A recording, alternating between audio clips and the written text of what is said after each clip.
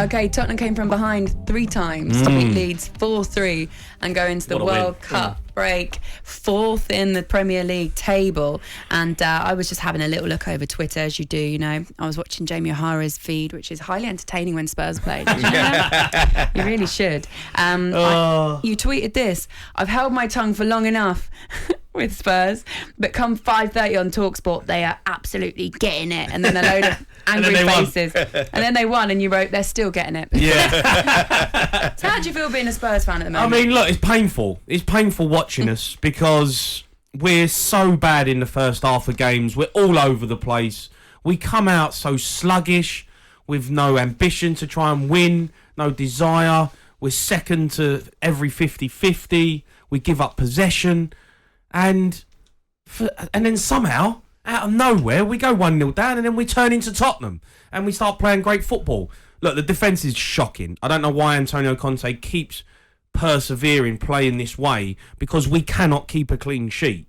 You know, he's had Chelsea, he's had Juventus, he's had Inter Milan, where he's had great centre-halves and good defences who know how to keep the ball out of the net. So you can play that way.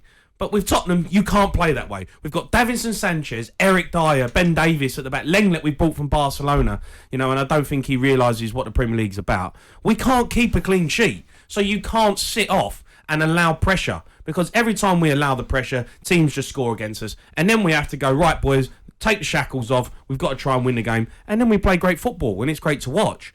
I just don't understand how we can continue like this, because you play a Big Six team, like your Newcastles, like Man United, like Arsenal, Man City, when we play them, we get beat. You know, Liverpool, we'll get beat, because you go 1-0 down, 2-0 down against these sides, you ain't coming back. It's all right doing it against Leeds, who are shocking at the back as well, and Southampton, who are shocking at the back.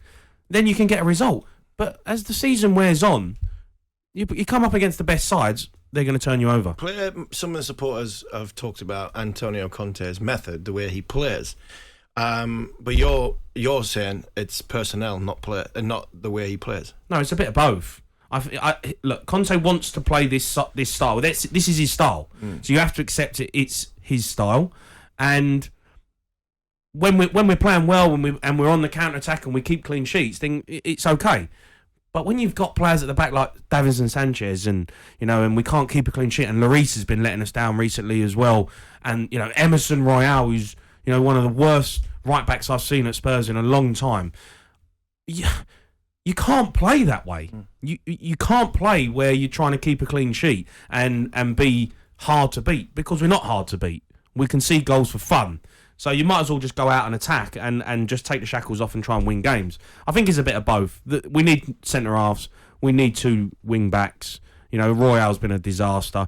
Sessegnon's not good enough for me. Perisic, I'm not overly convinced with. I think he's okay. If it wasn't for Bentancur, Kane, Højbjerg and Kulusevski this season, we're banging trouble. Do you think, I mean, earlier on I asked you the question if you think you'll finish in top 4, and you said you still will. So yeah. But does something not need to change if you're getting to this point where you criticise them in the way that you do? And I agree, like you can't keep starting off games from losing positions already in the first half, and then have to kind of keep trying to battle back, because eventually it will catch up with you. Well, it shows great character, doesn't it? Yeah. I mean, it shows the character that the players have got, and the mentality to never say die. This never say die attitude. So, you know, at the end of the day, we are in the top 4. We're into the knockout stages of the Champions League. So as much as we say it needs to be better and it needs to change, well, we are still winning games.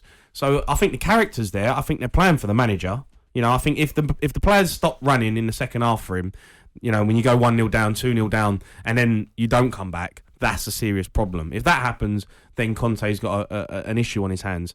But, look, we want it to be better. We've got to be tighter at the back. I think we need to sign players in January, bring in 2 centre-halves, decent centre-halves, and just try and continue playing the way we're playing. Do you think Antonio Conte will, and Daniel Levy will do that? Because you've mentioned about 3 or 4 names, the likes of Emerson Royal and Davinson Sanchez and 1 or 2 more, but he's a businessman, is Daniel Levy.